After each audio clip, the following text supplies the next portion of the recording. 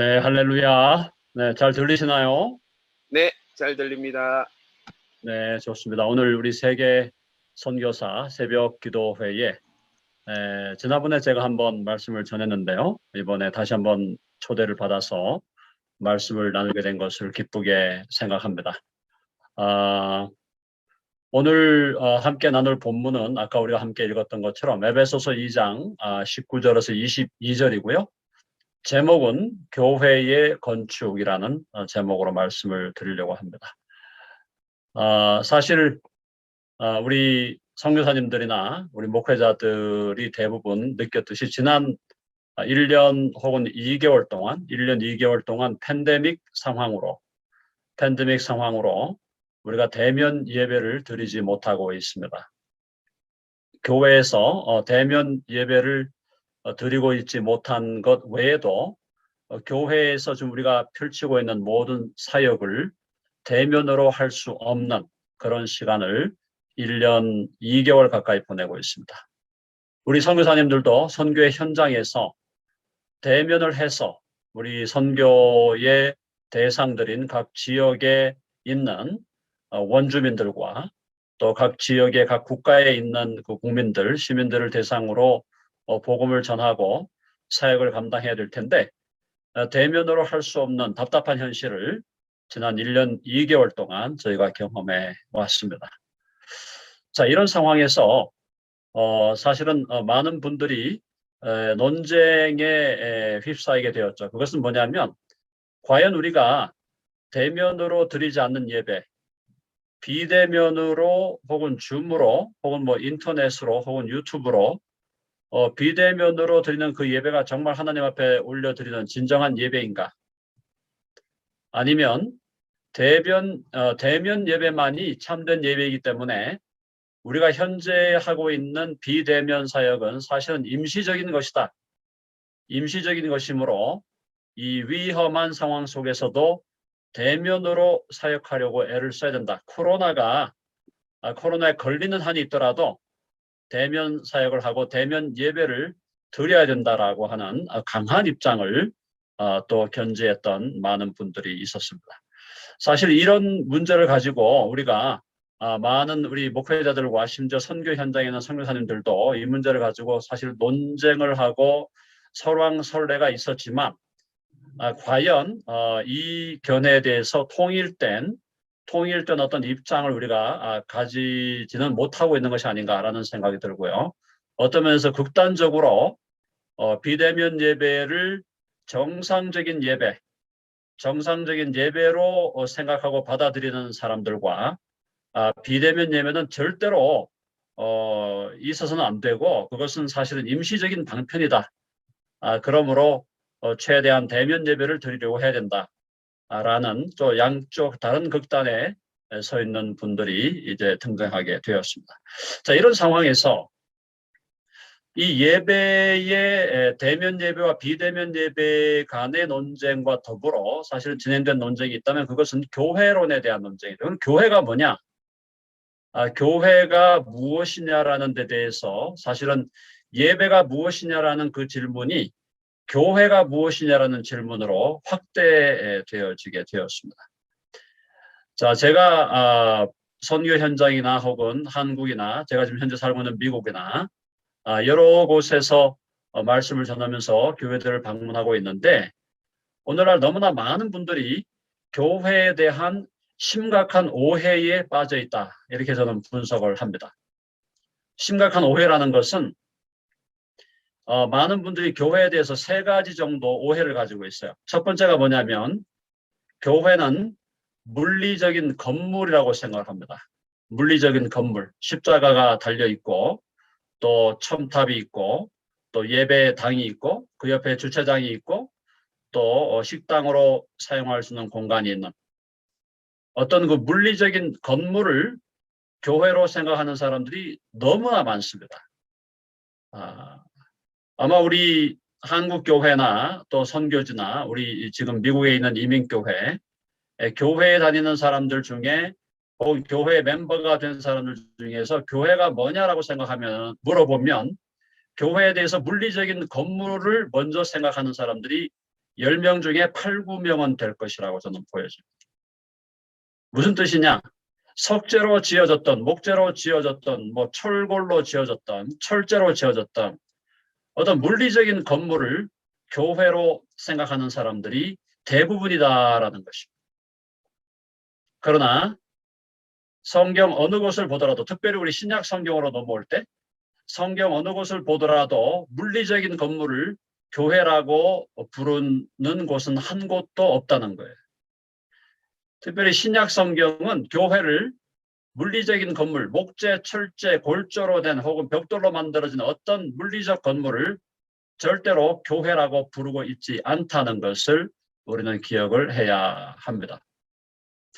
자, 두 번째 교회에 대한 오해가 뭐냐면은, 교회는 하나의 그 사회적인 클럽으로 생각합니다. 사회적인 클럽, 사회적인 교제를 나누는 소셜 클럽으로 생각하는 사람들이 많이 있어요. 그래서 교회에서 교회로 모여서 함께 예배 드리고 함께 성경을 공부하고 기도하는 거기에 관심 있는 것이 아니라 그냥 모여가지고 사람들하고 좋은 관계를 유지하고 사회적인 그런 펠로십을 유지하는 것에 거기에 집중을 하는 사람들이 너무나 많습니다.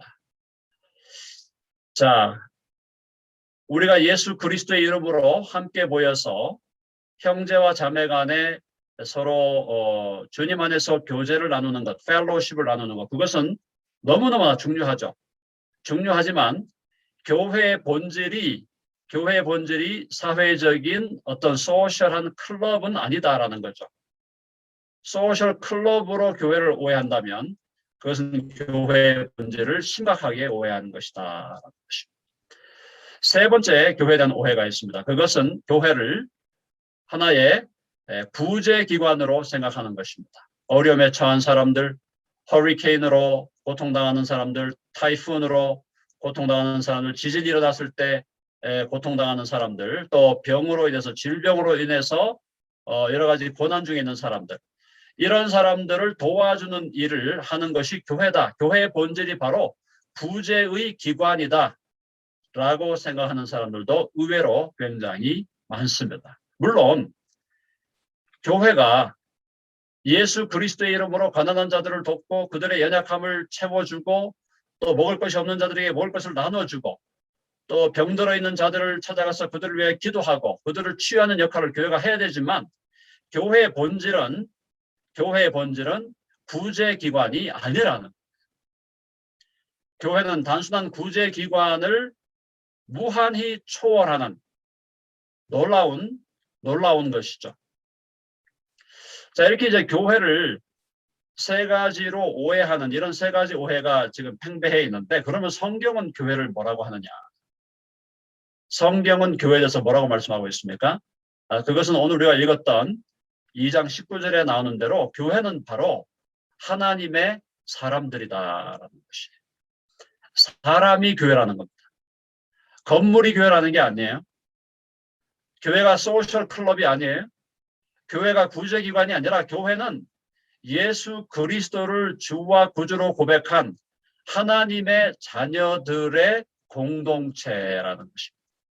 하나님의 사람들의 공동체예요. 교회는 사람이라는 거죠. 사람. 오늘 이 부분이 너무나 사실은 오해되고 있고 분명하게 확인되어지지 있지 않기 때문에 국내에서나 국외에서나 교회를 건축한다고 할 때 많은 사람들은 교회 건축이 건물을 세우는 것이라고 생각을 한다는 것입니다. 수많은 사람들이 교회를 건축한다는 말을 할 때 그것은 어떤 석재로, 골재로, 목재로 된 물리적인 건물을 짓는다라는 것으로 이해하고 있다는 것입니다. 그런데 그게 너무나 잘못된 오해다. 만일 교회가 예수 그리스도를 우리의 주님으로 구주로 고백하는 하나님의 자녀들의 공동체라고 한다면 교회를 세워간다는 것은 사람을 세워가는 것이죠. 설령 골재로 된 건물이 없더라도, 설령 석재로 된 건물이 없더라도, 설령 목재로 된 건물이 없더라도 예수 그리스도를 나의 주와 구주로 믿는 사람들이 모인 그 두세 사람이 예수 그리스도의 이름으로 모인 공동체가 건축된다는 것은 바로 사람을 세워가는 것이다. 바로 이런 부분에서 우리는 새로운 생각, 또 그동안 우리가 해왔던 잘못된 생각들을 다시 한번 정리할 필요가 있다라는 것을 오늘 여러분들에게 말씀을 드리고 싶습니다. 교회는 사람이다. 사람은 사람이되 예수 그리스도를 나의 주님으로 나의 구주로 고백하는, 그래서 하나님의 아들들과 딸들이 된 바로 그 사람들의 모임, 그 사람들의 공동체, 그것이 교회라는 거죠. 교회를 그렇게 우리가 정의한다면 교회는 심지어 예배당이 없다 할지라도, 교회 안에 식당이 없다 할지라도, 교회 안에 교육관이 없다 할지라도, 교회 안에 어떤 주차장이 없다 할지라도 교회는 이루어지는 것이고 교회는 건축될 수 있다는 거예요. 물리적인 건물의 유무, 물리적인 건물이 있느냐 없느냐와 아무 상관없이 교회는 건축되어질 수 있다. 이것이 성경이 우리에게 말씀하고 있는 것이죠. 그런데 지난 우리 한국교회사 135년, 또 우리 선교 역사 100년이 넘는 선교 역사 동안에 우리는 교회에 대한 잘못된 이해 때문에 교회를 건축하고 또 선교지에서 선교를 하는 것을 어떤 건물을 지어가는 것으로 자꾸 생각했다는 것이죠. 이 부분에서 우리는 엄청난 사고의 전환을 해야 된다.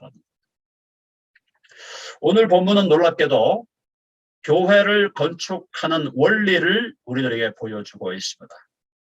사도 바울을 통해서 예수님께서 교회, 예수 그리스도를 나의 주와 구주로 믿음으로 말미암아 하나님의 아들들과 딸들이 된 하나님의 백성들의 모임이자 공동체인 교회, 그 교회를 건축해가는 원리가 무엇인지를 오늘 말씀을 통해서 우리들에게 분명하게 보여주고 있습니다.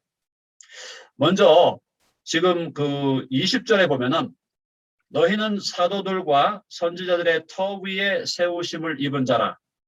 그리스도 예수께서 친히 모퉁이 돌이 되셨느니라. 자, 이게 뭡니까? 교회를 세워나가기 위해서 교회 기초가 이제 정비돼야 되는데, 교회 기초가 놓여져야 되는데, 교회의 기초는 바로 사도들과 선지자들의 터다라는 거예요. 터. 교회의 기초, 교회의 토, 교회의 파운데이션, 교회의 베이스, 교회의 토대, 그것이 뭐냐면 바로 사도들과 선지자들이다. 여기서 말하는 사도들과 선지자라는 것은 그 사람들이면서 동시에 그들을 통해서 하나님께서 주신 말씀을 의미하는 것입니다. 사도들의 터 위에, 선지자들의 터 위에 교회는 세워진다. 그 교회가 사도들의 터 위에, 선지자들의 터 위에 세워질 때 그 교회가 바로 사도들을 통해서 선지자들을 통해서 주신 하나님의 말씀, 계시의 말씀, 성경 말씀의 기초 위에 교회는 세워진다. 예수 그리스도를 주와 구주로 믿음으로 말미암아 하나님의 자녀들과 하나님의 아들들과 딸들이 된 하나님의 사람들의 모임이요 공동체인 교회는 반드시 하나님의 말씀의 기초 위에 세워져야 된다. 그것이 교회 건축의 제1 원리예요. 하나님의 말씀을 떠나서는 교회가 세워질 수 없다는 것이죠. 하나님의 말씀의 기초 위에서만 교회는 바르게 세워진다는 것입니다. 그런데 놀랍게도 그 기초의 모퉁이 돌이 뭐냐? 그 기초를 붙들고 있는 그 기초를 강력하게 흔들리지 않도록 그 기초를 붙들고 있는 모퉁이 돌이 뭐냐? 바로 우리 주 예수 그리스도다. 그리스도 예수께서 모퉁이 돌이 되셨다. 코너스톤이 되셨다라는 거예요. 그러므로 예수 그리스도를 주와 구주로 믿음으로 말미암아 하나님의 아들들과 딸들이 된 하나님의 가족, 하나님의 사람들의 모임이요 공동체인 교회가 세워지는 것은 하나님의 말씀 위에 세워져야 되고 그 말씀의 모퉁이 돌이 되시는 예수 그리스도 안에서 세워져야 된다는 것입니다. 자, 그래서 이 모퉁이 돌 되신 예수 그리스도와 하나님의 아들들과 딸들, 자녀들이 그리스도와 연결해서 그리스도와 하나가 될 때 예수 그리스도와 믿음 안에서 연합하여 그분과 인격적으로 하나가 되고 그분과 완전히 모든 그분의 주님의 생각과 주님의 느낌과 주님의 의지와 주님이 갖고 계시는 모든 비전과 세계관, 그것과 하나 되는 그 기초가 완성될 때만 교회가 바르게 세워질 수 있다고 오늘 바울은 2장에서 우리들에게 말씀하고 있는 것입니다. 그것이 첫 번째 원리예요. 교회 건축의 첫 번째 원리. 교회 건축의 첫 번째 원리가 무슨 자갈돌로 기초를 세우고 무슨 콘크리트로 기초를 세우고 철저로 기초를 세우는 것이 아니라 교회 건축의 기초는 사도들과 선지자들을 통하여 주신 하나님의 말씀 위에 세워지는 것이고 그 말씀, 친히 말씀 되신 예수 그리스도, 그분이 교회의 모퉁이돌이 되신다라고 말씀하고 있습니다. 주님은 교회의 모퉁이돌이 되실 뿐만 아니라 교회의 머리가 되시기도 하시고 주님은 교회의 신랑이 되시기도 하시고 교회는 교회를 이끌어 가시는 교회의 목자장이 되시기도 하시고 예수 그리스도야말로 교회의 모든 것이죠. 그런데 오늘 이 2장 20절에서는 예수님께서 모퉁이돌이 되셨다. 기초를 흔들지 않게 만들어주시는, 기초를 분명하게 붙들고 계시는 교회의 기초가 바로 예수 그리스도다라고 말씀하고 있습니다. 교회 건축의 두 번째 원리입니다. 그것은 2장 21절입니다. 그의 안에서 건물마다 서로 연결하여 주 안에서 성전이 되어가고, 두 번째 원리는 서로 연결되어야 된다. 여기 지금 건물마다 할 때 21절에 나오는 건물, 이 건물은 석재, 골재, 철재로 만든 건물을, 물리적인 건물을 얘기하는 게 아니에요. 여기서 말하는 건물은 사람들입니다. 사람들이에요. 교회의 원재료는 사람들이에요. 바로 이 사람들이 어떻게 된다는 겁니까? 하나님을 아빠, 아버지라고 부르는 하나님의 아들들과 딸들이 서로 연결되어야 된다는 것입니다. 교회가 세워지는, 교회가 건축되는 두 번째 원리는 서로 연결됨의 원리다. 서로 연결돼야 돼. 서로 손에 손을 잡고 서로가 어깨동무를 하고 서로가 하나 스크럼을 짜서 어느 한 사람도 낙오되지 않도록 하나가 되어야 된다는 거예요. 서로 연결해서 서로 연결된다는 것은 서로가 하나가 된다. 아까 제가 말씀드린 것처럼 교회가 먼저, 우리가 교회가 처음 세워지기 위해서 교회의 기초 되신 말씀 위에 세워져야 되고 말씀의 모퉁이돌이 되신 예수 그리스도와 연결돼야 되는데 그것은 수직적인 연결이 되겠죠. 수직적인 연결. 수직적인 의미에서 우리의 머리 되신 예수 그리스도와 우리의 모퉁이돌 되신 예수 그리스도와 우리가 긴밀하게 연결돼야 되고, 수평적인 의미에서 우리의 지체들과 우리의 형제들과 우리의 자매들과 우리가 끈끈하게 정말로 공기 셀 틈 없이 완전히 하나가 돼서 서로 연결되어서 그래야만 교회가 건축될 수 있다라는 것입니다. 그래서 우리 에베소 4장에 보면 바울은 또 뭐라고 말합니까? 성령이 하나 되게 하신 것을 힘써 지키라. 성령이 하나 되게 하신 것을 힘써 지키라. 무슨 말입니까? 주님께서 교회를 세우기 위해서, 교회를 건축하시기 위해서 교회를 늘 하나로 만들어 가시는데, 그 하나로 만들어 간다고 할 때 교회는 믿음도 하나고 소망도 하나고 주님도 하나고 하나님도 하나고 바로 성령도 하나님, 성령께서 하나가 되게 하신 것을 힘써 지키는 그런 공동체가 되어야 한다라는 것입니다. 서로 연결되어야 된다. 서로 분리되거나 서로 갈등하거나 서로 경쟁하거나 서로 정죄하거나 서로에 대해서 불만을 품거나 서로에 대해서 원망하는 것이 아니라 서로 하나가 되고 서로 연결하여 서로를 밀어주고 끌어주고 서로의 짐을 지고 서로를 사랑하고 서로를 돌보고 서로를 용서하며 서로를 위해서 기도하고 서로를 존중하고 서로 하나가 되어서 완전히 하나가 되는, 그리스도 안에서 하나가 되어서 그 하나됨을 유지해 나갈 때 교회는 바른 의미에서 건축되어진다라는 것입니다. 그것이 교회 건축의 두 번째 원리다. 세 번째 원리는 무엇입니까? 세 번째 원리는 22절에 말씀하고 있습니다.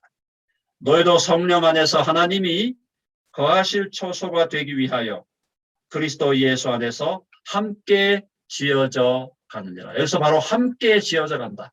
너희가 함께 지어져 간다는 것. 이것이 세 번째 원리예요. 교회 건축의 세 번째 원리는 너희가 함께 지어져 간다. 함께 지어져 간다는 무엇입니까? 서로 연결된과 동시에 교회가 자라는 것, 교회가 자라나는 것, 교회가 성장하고 성숙함에 있어서 교회는 함께 자라져 가야 된다. 함께 예수 그리스도를 아는 지식에서 자라야 되고, 함께 예수 그리스도의 은혜를 아는 지식에서 자라야 되고, 함께 하나님이 어떠한 분이신가를 알아가는 지식에서 자라가야 되고, 함께 하나님의 뜻이 무엇인지 분별하는 데서 자라가야 되고, 함께 예수 그리스도의 장성한 분량에 이르기까지, 예수 그리스도의 장성한 분량이 충만한 데 이르기까지 함께 자라가야 된다. 어떤 한 사람도 낙오되거나 어떤 한 사람도 소외됨이 없이 함께 하나의 공동체로 끈끈하게 연결된, 머리 대신 예수 그리스도와 연결되고 형제 자매들이 서로 연결되어서 이제 이 공동체가 하나로 함께 지어져 감을 경험하는 것, 그것이 바로 교회가 건축되는 세 번째의 원리다라는 것입니다. 예수님께서 물으셨습니다. 사람들이 나에 대해서 나를 누구라 하더냐? 그렇게 물으니까 제자들이 더러는 엘리야라 하고, 더러는 선지자라 하고, 더러는 세례 요한이라 합니다. 그래서 주님께서 그러면 너희는 나를 누구라 하느냐? 물으실 때 베드로가 주는 그리스도시요 살아계신 하나님의 아들이시니다 라고 말씀했을 때 주님 뭐라고 말씀하셨습니까? 베드로, 너의 이 반석 위에 내 교회를 세우겠다. 이 반석 위에 나의 교회를 세우겠다 해서 세우겠다는 말은 바로 내 교회를 건축하겠다는 말. 주님께서 베드로의 신앙 고백 위에 베드로가 했던 주는 그리스도시요 살아계신 하나님의 아들이십니다. 주는 메시아이시며 주는 하나님의 아들이십니다라고 하는 그 신앙 고백 위에 나의 교회를 내가 건축하겠다. 나의 교회를 내가 건축할 것이다. 결국 교회 건축의 주체는 누구라는 겁니까? 교회 건축의 주체가 바로 우리 주 예수님이시라는 겁니다. 그리고 예수님은 교회를 건축하실 때 어떤 그 기초 위에 바로 베드로가 고백했던 그 신앙 고백의 기초 위에 주는 그리스도시요 살아계신 하나님의 아들이시라고 하는 그 신앙 고백 위에서 내 교회를 세우겠다라는, 마이 철치를 내가 건축하겠다라고 하는 주님의 사명 선언, 주님의 비전 선언이 있었다라는 것입니다. 그러므로 우리가 여기서 기억해야 될 것은 교회를 건축하는 주체는, 교회를 건축하는 주인은, 교회를 영원 전부터 설계하시고 교회를 위해서 당신이 십자가에서 피 흘리셔서 당신의 피값으로 교회를 피값을 주고 사시고 부활하셔서 우리에게 성령을 보내시어 교회 안에 예수 그리스도를 주와 구주로 믿는 하나님의 자녀들의 공동체 안에 성령을 보내어 주시고, 성령을 통하여 교회가 하나 되게 하시고, 성령을 통하여 교회 안에 예수 그리스도의 주의 말씀이 풍성하게 거하게 하시고, 주의 말씀이 풍성하게 거함으로 서로 피차 가르치며 권면하게 하시는 바로 우리 주 예수 그리스도, 교회의 머리 되시고 교회의 모퉁이 돌이 되시고 교회의 신랑 되신 예수 그리스도가 교회를 세우시고 건축하시는 바로 주체가 되신다는 사실을 우리는 다시 한번 기억해야 될 줄로 믿습니다. 당신의 교회를 베드로가 고백한 그 신앙의 고백 위에 세우기 위해서 주님은 바로 저와 여러분들을 불러주셨습니다. 여러분들이 어디에서 사역을 하든, 어느 지역에서 선교의 사역을 감당하든, 저처럼 미국에 있는 사람이든 필리핀에 있는 사람들이든 혹은 한국에 있는 사람이든 우리가 어떤 공간, 어떤 지역에서 사역을 하도록 부름을 받았던 간에 교회를 세우시는 분은 내가 아니라, 교회를 세워가는 사람은 바로 내가 아니라 교회를 건축하시고 교회를 세우시는 분은 우리 주 예수 그리스도이심을 다시 한번 기억하시기를 바랍니다. 주님께서 우리들을 당신의 사역자로, 당신의 일꾼으로 부르신 것은 교회를 건축하시려고 하는 주님의 계획, 주님의 역사, 주님의 비전, 주님의 꿈을 이루시기 위해서 주님께서 우리를 부르셨고, 우리를 당신의 일꾼으로 세우셨고, 그 교회를 건축해 가시는 하나님의 작업, 주님의 작업, 예수 그리스도의 그 작업을 위해서 우리를 종으로 삼아 주셨다는 거죠. 그러므로 우리가 목회 사역을 하고 선교 사역을 감당하는 우리가 교회를 건축하는 주체가 아니라 교회를 건축하시는 분은 바로 우리 주 예수 그리스도라는 사실. 우리는 다만 그분이 우리에게 요구하시고 그분이 우리에게 명령하시고 그분이 우리에게 하라고 하신 일을 다만 하였을 뿐이라는 참으로 주님 앞에서 겸손한 종의 자세를 계속 견지해야 될 줄로 믿습니다. 다시 한번 말씀드립니다. 교회는 무엇입니까? 교회는 석재로 된, 골재로 된, 목재로 된, 철재로 된, 벽돌로 이루어진 십자가의 첨탑이 있는 건물이 아니라 교회는 바로 우리 주 예수 그리스도를 나의 주여, 나의 하나님, 나의 주여, 나의 구주시라고 고백하는, 그렇게 함으로 하나님의 아들들과 딸들이 된 하나님의 자녀들, 하나님의 백성들의 모임이요 공동체입니다.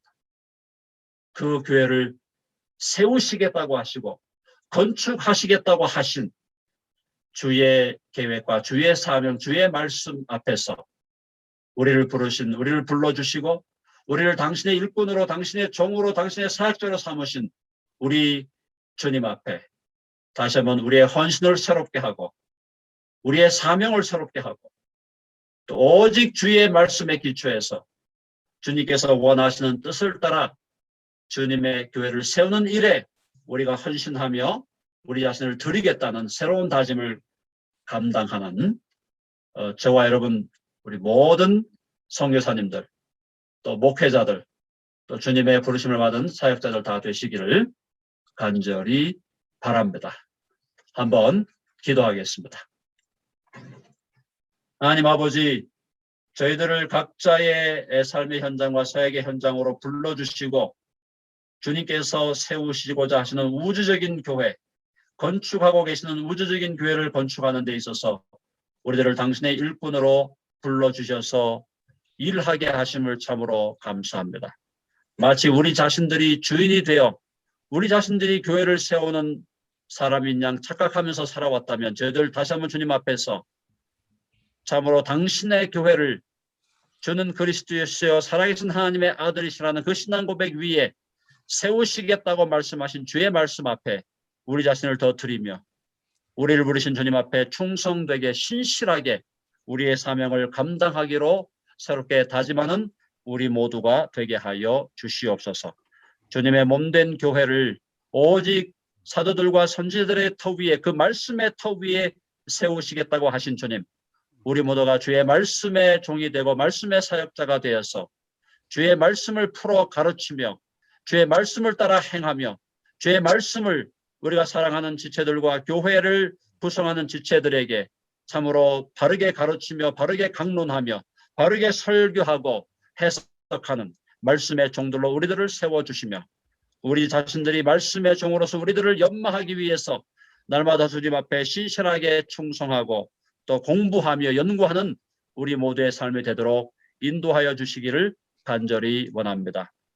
아버지 하나님, 우리 주님께서 내 교회를 마이 철치를 건축하겠다고 하셨사오니 그 건축의 역사가 끝나는 때까지 장차 그리하여 주님께서 다시 오시는 주님의 재림 때까지 우리 모두가 거룩한 신부로서 우리 자신을 단장하고 맡겨주신 사명을 신실하게 충성되게 감당하는 모든 선교사님들, 목회자들 또 사역자들 되도록 인도하여 주시옵소서.